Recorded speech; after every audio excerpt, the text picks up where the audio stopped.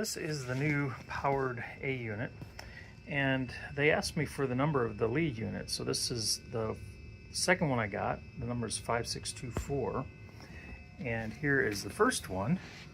You can see 5625, and then the B unit doesn't have a number on it, so it's just anonymous. They also set this one up so that when it's first powered on, it goes in reverse. It has, 3-position reverse unit or 4-position, depending on how you think about such things. But there's a neutral, and then opposite direction, neutral, and then opposite direction.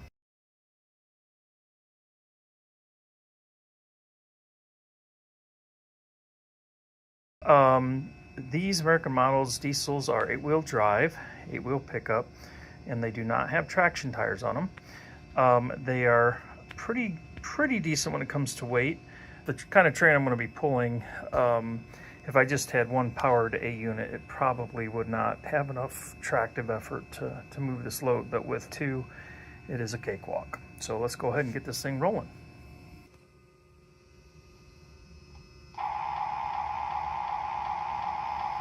Okay, apparently we are in neutral right now.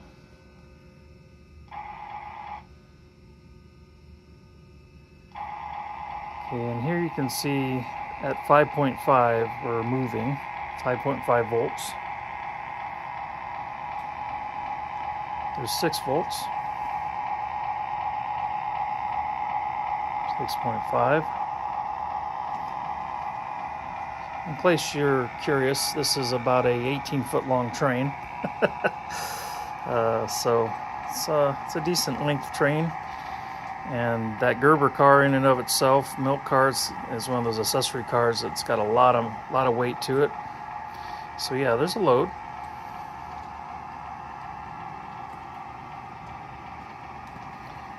A diesel horn.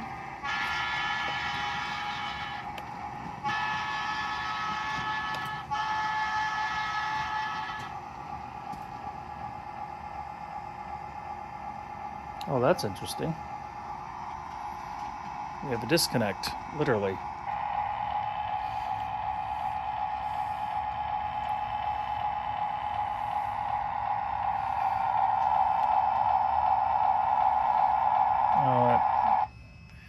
I need some manual help here as I knock down the telephone pole. Don't tell the utility company, I'll fix it. No, they're not looking. There we go. Okay. I don't know why that came apart.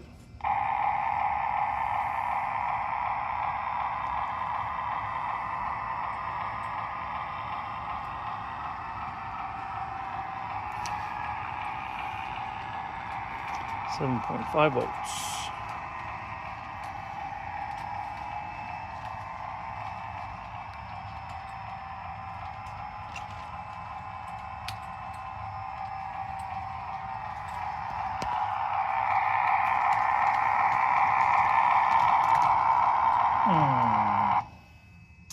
Looks like I need to hook about, I'm gonna have to see if that B unit coupler might be hanging just a little bit low. So while we're waiting for the train set to come back around, I didn't see a very simple way to adjust the couplers on the engine, on the B unit. They are truck mounted, and so I thought, well, let's just spin it around. So I did a 180 with it and ran it back and forth through the crossover, and it didn't disconnect or didn't trigger the coupler release.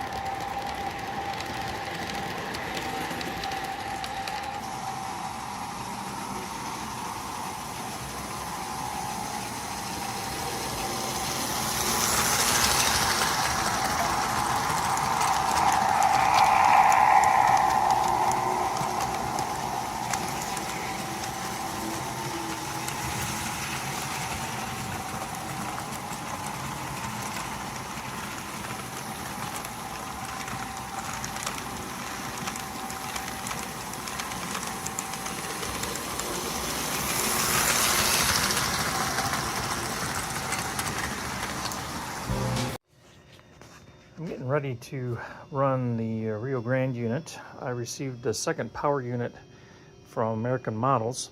Get to that in just a bit. One of the things that I wanted to do was see about turning the volume down. This B unit is plenty loud, and a little bit louder than I'd like it to be. And there's no adjustment on the bottom of the chassis. And so there were 4 Phillips screws here. I took those loose, pretty short, and this came right loose, or came right off. Circuit board speakers are in the top of the unit. I noticed the sound level was a little louder than I wanted it to be, and I contacted American Models and was able to talk a little bit with Joe, and he told me that there were 2 pods on the circuit board. They were on opposite ends of the circuit board, and he had developed a little tool that kind of had a 90-degree bend into a very small flat surface, almost like a miniature screwdriver, that he could insert into one of those pods and then dial them left to right. And it's a little hard to see here in this still, but I'm going to zoom in here for you so you can see what it is. I experimented with trying to make my own tool, but between wearing glasses and the odd angle of everything, I just really had a hard time seeing the inside of this pod, or pot, I should say.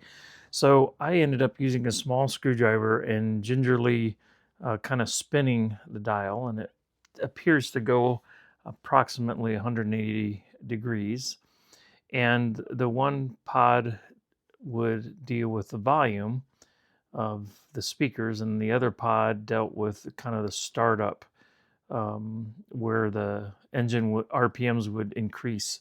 So I took the volume down, and I did some experimenting with this over on my bench, but I took the volume down, and then the startup where it notched up into the, I don't know if it's notch 8 or not, but the kind of the higher RPMs, I brought that down a little bit because these are engines that I'm never going to run at a very high speed, and so I wanted to have the engines appear to be working with a longer load behind them at lower speeds. So anyhow, that's what I did, and in the subsequent videos of these trains operating, hopefully that's something you'll be able to pick up on.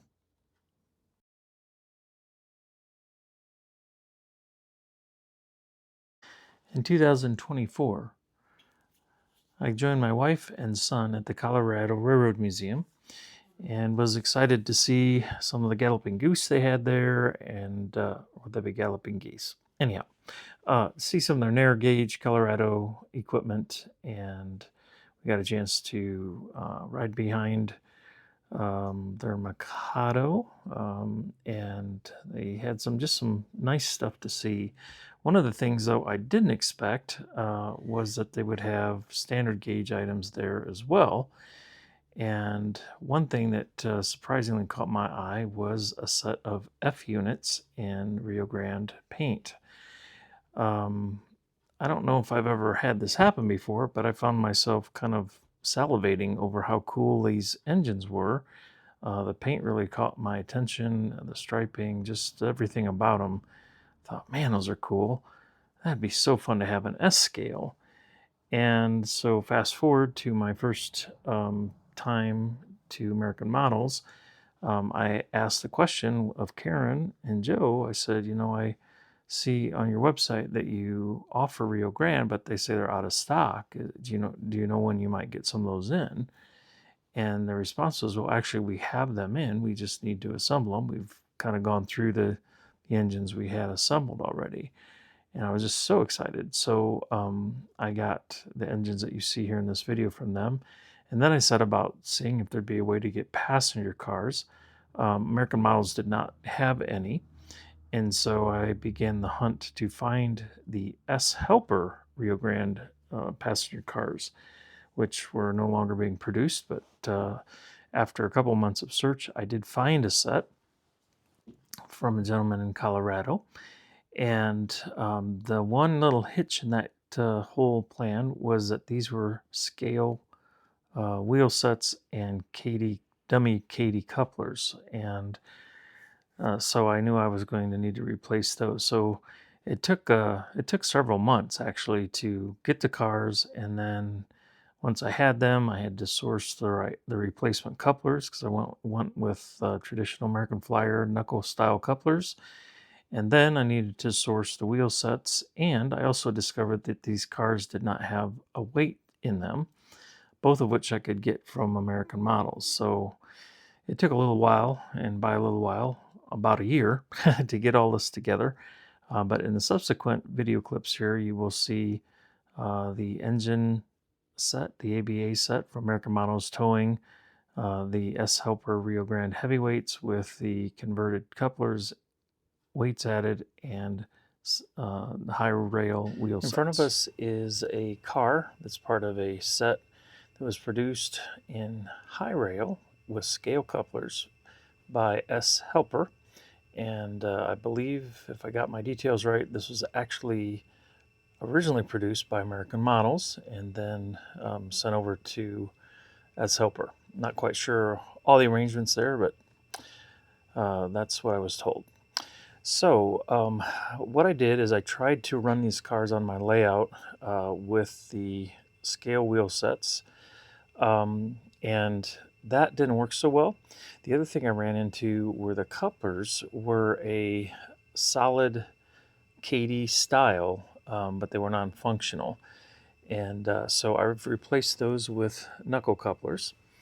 And as I attempted to run these on the layout, I ran into two issues. One was there's no weights in these, and I don't quite understand why the cars came without weights, or if somehow someone removed the weights. I'm not sure which it is, but there were no weights on the set I got, so that made them extremely light. These are just the lightest car you've ever come across. So that was one issue. The other issue was with the very slender wheels.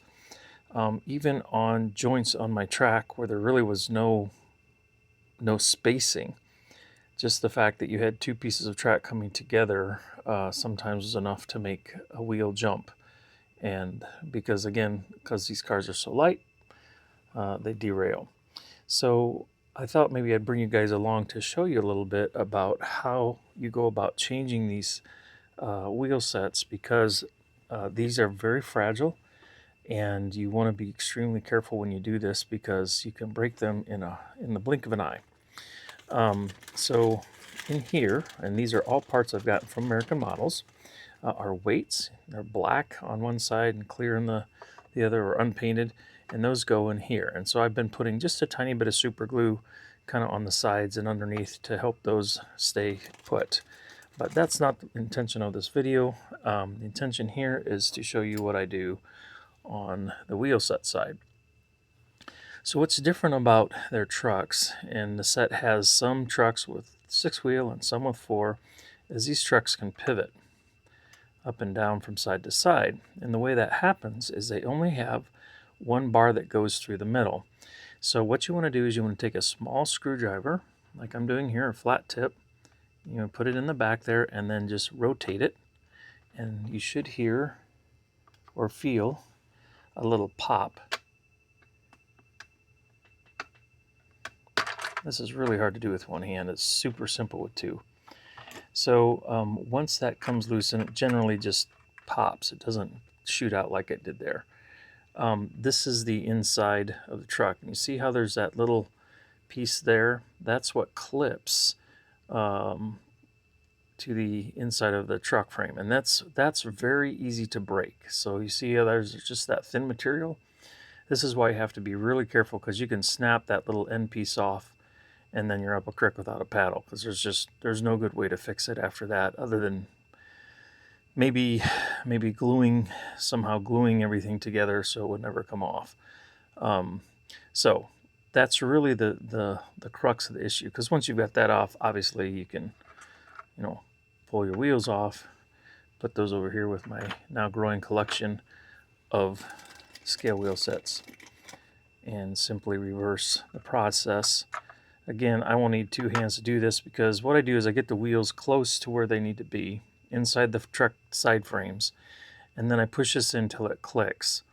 Now with just 2 wheels, it's going to be pretty easy to hold those in place and click. With 6, it gets really hard to, again, kind of need 3 hands would be ideal. But you just want to be really careful. And with the 6-wheel trucks, you've actually got 2 of these extension pieces coming across between the wheel sets. So I don't know if this has been helpful. I hope it is. The other thing that just is kind of interesting, if we come back over here to my burgeoning mess of bits and pieces, this is what happens when you do repairs. I've got repairs underway waiting for parts, and I thought, here's a great opportunity to do this. And what I want to show you guys, if I can, where to go? So the wheel set I was looking for is right in front of my face. I thought this was kind of fun, but notice the difference here. I pulled this off of one of the cars I've already done and started to giggle because this is actually a regular high rail wheel set, and this is just scale. So it's kind of neat to see those side by side. You can see the difference. But for some reason, they put the wrong one on this particular axle. So doesn't hurt anything, just different. And this was also in the middle of a truck, so you didn't even see it. This is why I never noticed it. All right, so let's take a moment to check out a couple cars I've already completed. So here's a car that I completed earlier. You can see it's the 6-axle, so it's got double bracing that goes across there. But again, not hard, just something you want to be kind of careful when you're doing because, like I said, they're extremely fragile. And most of us are excited to run our stuff versus break it before we get to run it. I hope you enjoyed this. I'll show you the train in action here shortly.